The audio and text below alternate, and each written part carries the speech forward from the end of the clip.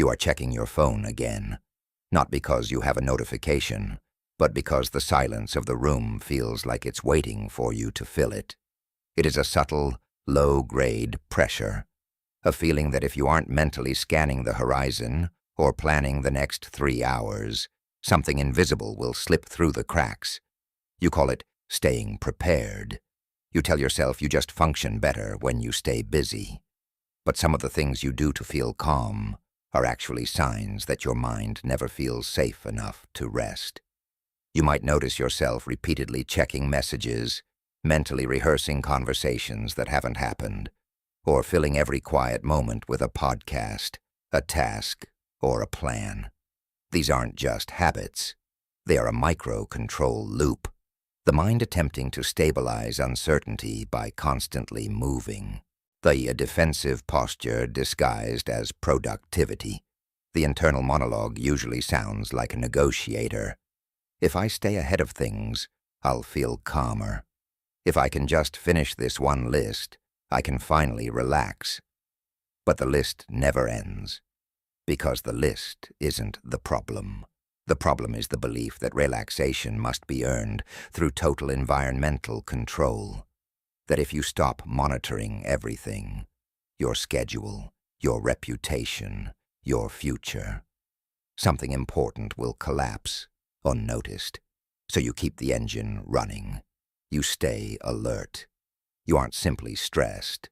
You are running a reconnaissance operation that has lasted for years. Most people approach anxiety as a malfunction. They look for ways to shut it off.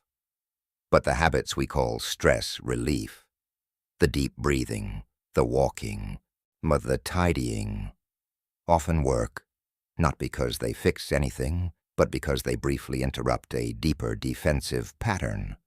The real shift is not the habit itself. It's the signal your brain receives when you practice it. When you choose to sit still for 5 minutes without a goal, you aren't just resting. You are proving to your nervous system that the world doesn't end when you stop managing it. You are providing evidence of safety. The brain operates on a reinforcement cycle. The mind detects something uncertain. A blank space in the day, a vague email, a quiet room. The brain activates a control behavior, checking, planning, worrying, cleaning. You feel a brief surge of relief because you did something. And the brain records one more piece of evidence that the only way to stay safe is to keep doing things. This is why the coping mechanism often keeps the alarm system active rather than quieting it. The temporary relief confirms the anxiety was correct to appear. The habits we are going to examine are not designed to remove that cycle. They are designed to interrupt it. And that distinction matters. Consider the habit of mental rehearsal.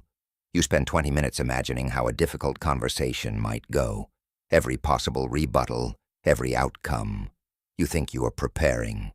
In reality, your brain is treating a future possibility as a present threat. You are practicing being under attack. By the time the conversation actually happens, your system is already exhausted from a conflict that only took place in your head. The daily habits that reduce mental stress are those that break this rehearsal. They are behaviors that require you to stay in the unmanaged present. Taking a shower without music, eating a meal without a screen, walking without a destination. These feel difficult, even irritating, because they strip away the micro-control tools. They force the mind to sit with the silence it has been running from. Habit 1. Structured morning stillness. Not meditation, not journaling, not a ritual with instructions. Simply giving the nervous system 10 to 15 minutes where it is not required to produce anything. Most anxious minds resist this, because stillness is interpreted by a hypervigilant brain as the moment it is most exposed. Nothing is being monitored, nothing is being managed. What the brain is actually receiving is a signal, a quiet, repeated signal that says, the absence of monitoring did not produce a collapse. And the silence was survivable. That signal, practiced consistently, begins to loosen the grip of the control loop, not through force, but through evidence. Habit 2. Delaying the first screen interaction. The first thing many anxious minds reach for in the morning is external information, messages, news, notifications, anything that tells them what the day requires, what that reach is actually doing, before the day has asked anything of you, is confirming that the monitoring must begin immediately. Your mind chose safety before it chose peace. Delaying that first interaction by even 15 to 20 minutes is not a productivity strategy.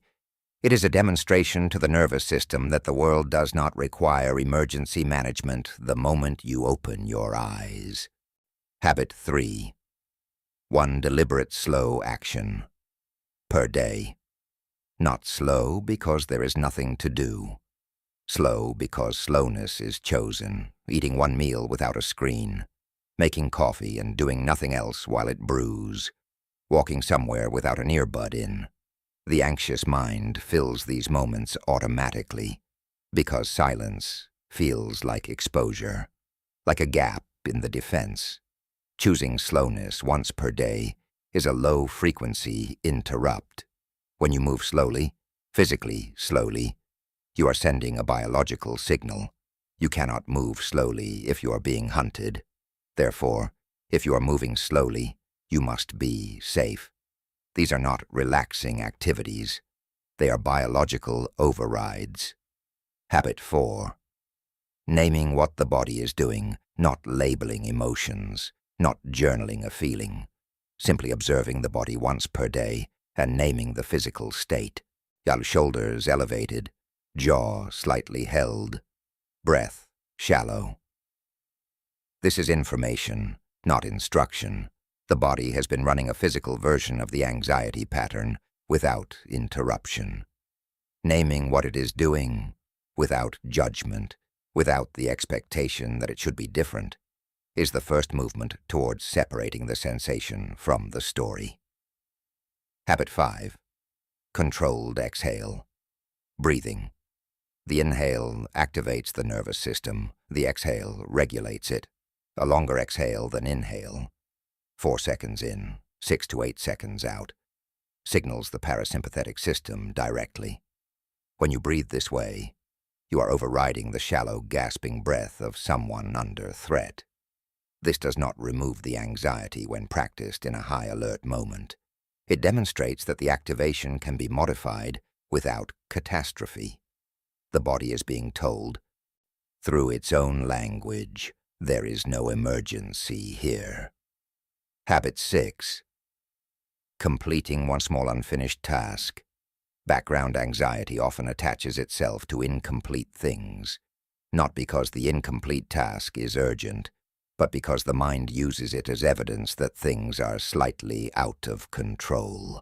1 email answered, 1 drawer closed, 1 small action brought to a finish. We often wonder why a sink full of dishes or an unread text can feel disproportionately heavy. It isn't because you can't handle the task. It's because the mind is already using most of its bandwidth to maintain a perimeter against a future it can't control. The dishes aren't just dishes. They are one more thing breaching the defenses. Small completions send a signal. Something was handled. Something did not require emergency attention. Habit 7. 1 period of physical stillness in open space. Not exercise. Not a structured walk with a goal. Simply being somewhere without walls, without tasks, without screens, for 10 to 15 minutes. The anxious mind processes this as a low-stimulation environment. There is less to scan, less to manage. Over time, the nervous system begins to associate open, unstructured space with the absence of threat. That association is not built through insight. It is built through repetition. Habit 8. reducing decision load in the late evening. The brain's capacity for self-regulation decreases across the day. By evening, an anxious mind is running on accumulated tension with fewer resources to manage it. The control loop doesn't stop in the evening. It just has less fuel. And that is often when it loops fastest. Reducing new decisions and limiting information intake after a certain hour is not about discipline. It is about reducing the number of new things the scan and control system is asked to process during its most depleted state. Habit 9. Ending the day without resolution. This is likely the most uncomfortable one. Most anxious minds end the day with a final review, running through what happened, what is still undone, what needs to happen tomorrow, attempting to reach a sense of order before sleep. The review rarely produces peace. It produces another loop. The habit here is ending without resolution, deliberately allowing the day to remain slightly incomplete in the mind's accounting, and practicing the tolerance of that incompleteness, not because everything is fine, but because the mind's discomfort with an open loop does not mean the loop is dangerous, something worth sitting with before we close. Human minds evolved to anticipate danger, not comfort. For most of human history, the person who was most anxious was often the person who survived. The one who heard a rustle in the grass and assumed a predator outlived the one who assumed it was just the wind. Modern anxiety is often misdirected vigilance.